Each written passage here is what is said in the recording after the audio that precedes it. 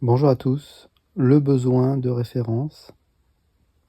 Et qui a écrit les livres d'histoire, me disait hier ma fille. Et bien sûr, j'ai pas pu lui répondre.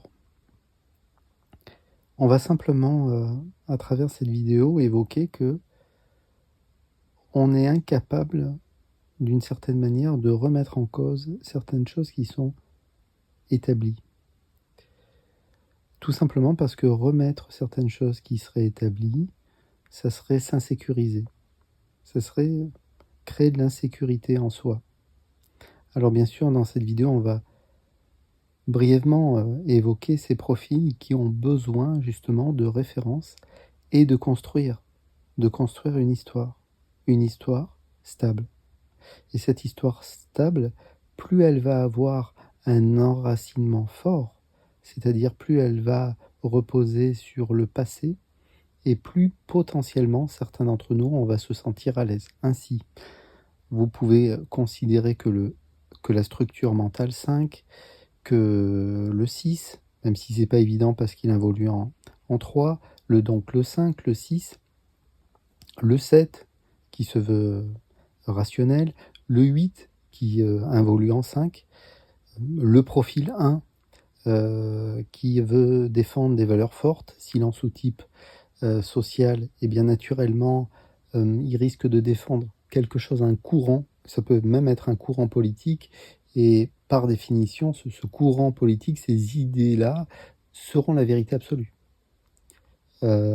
Et abandonner ces valeurs, ça serait, il semblerait, dramatique pour la structure 1. Alors si vous ne connaissez pas l'énéagramme, simplement, l'énéagramme est un système d'étude de la personnalité, voilà, très ancien, qui permet justement de conscientiser beaucoup de choses, beaucoup de zones d'ombre, et en l'occurrence ce besoin. Voilà, donc on ne va pas parler en profondeur de l'énéagramme aujourd'hui, on va s'appuyer un petit peu dessus, mais cette chaîne, je crois qu'il y a déjà 250 vidéos qui parlent de l'énéagramme. Donc aujourd'hui, on va juste regarder simplement pour voilà, spontanément, hein, vous, comme d'habitude, à quel point nous avons besoin de ne pas douter. Nous avons besoin d'apprendre des choses et de se stabiliser à travers ces choses-là. Tout simplement parce que, alors déjà, l'énéagramme parle du mental. Et si vous voulez, nous vivons beaucoup à niveau mental. L'énéagramme définit 3 centres. Vous avez le centre mental, on en a parlé brièvement, c'est représenté par les points 5, 6, 7. Bien sûr, nous avons aussi le côté, donc ça c'est la tête. Nous avons le centre instinctif, représenté par les points 8, 9 et 1. Et là, c'est plus les jambes, hein, ça serait représenté par cette envie d'avancer dans le monde et de s'enraciner, d'une certaine manière, dans quelque chose qui peut perdurer dans le temps. Et vous avez aussi les gens qui sont rattachés à l'image, ce besoin d'être aimé, d'être validé. Nous le savons aujourd'hui avec les réseaux qui regorgent de gens qui se filment dans tous les sens. Et là, on serait potentiellement relié au point 2, 3, 4. Bien sûr, c'est très simplifié, mais avant de représenter 3 centres, l'énéagramme représente à des niveaux de profondeur assez fous, et d'une certaine manière aussi, le côté le plus fascinant de l'énéagramme, c'est l'involution. Qu'est-ce qui se passe quand on est sous stress? C'est fou. Déjà que l'énéagramme nous définissait bien, c'est une chose. Après, qu'ils mettent autant en lumière nos comportements, nos manières d'agir, quand on est sous stress, eh bien c'est assez incroyable d'une certaine manière. À se demander s'il n'y a pas une intelligence à l'œuvre. Voilà, tout simplement, peut-être que le mental c'est une vibration, allez savoir, on ne sait pas. Alors bien sûr, pourquoi nos comportements sont tant prévisibles? Parce que l'énéagramme ne s'attache pas au comportement, mais aux motivations. Effectivement, la motivation, les motivations de certaines structures, c'est de se sécuriser.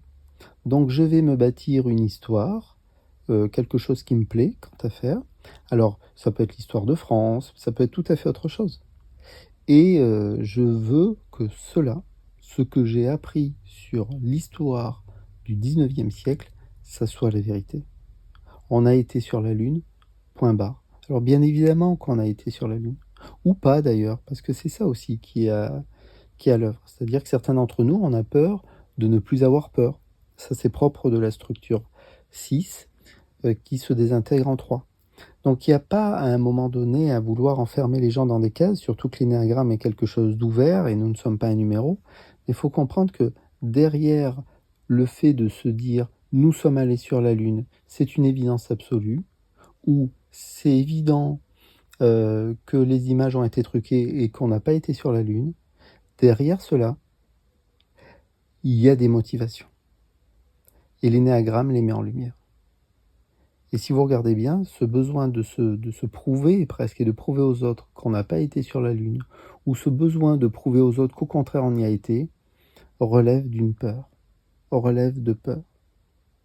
Parce que pendant que je suis dans cette attitude où j'ai besoin de valider tout ce qui a été évoqué à l'école, ou au contraire de douter de tout ce qui a été évoqué à l'école, je passe à côté potentiellement de l'essentiel, de mes enfants qui sont en train de grandir, de ma femme qui m'a pas vu depuis 2 heures parce que je suis enfermé dans le bureau. Alors je dis je, hein, vous me connaissez, hein, je ne parle pas de moi.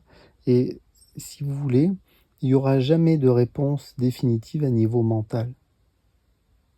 Et l'énéagramme nous amène, alors dans un énéagramme spirituel, hein, c'est toujours pareil, à justement douter du fait que je ne suis que mon mental. L'énéagramme, je le dis souvent, me définit trop bien. C'est pas dérangeant un peu qu'il y a peut-être déjà 1 milliard d'êtres qui, comme moi, sont de structure 9 ou de structure 3, peu importe, hein, c'est un exemple. Tant que je n'ai pas plongé en moi, tant que je ne me connecte pas à mes émotions, à mes textures, tant que je ne me goûte pas pleinement, tant que je ne regarde pas réellement mes peurs, c'est une contraction énergétique, c'est pas New Age de le dire, c'est la réalité, c'est tout. C'est tout simplement parce que dans l'univers, tout est énergie. Donc si tout est énergie, ce que vous ressentez sous les épaules, cette contraction, cette peur, c'est une énergie. Tant que vous ne plongez pas dedans, eh ben vous avez besoin, sa tendance, voilà, ces peurs à structurer des croyances plus ou moins inconscientes et des comportements.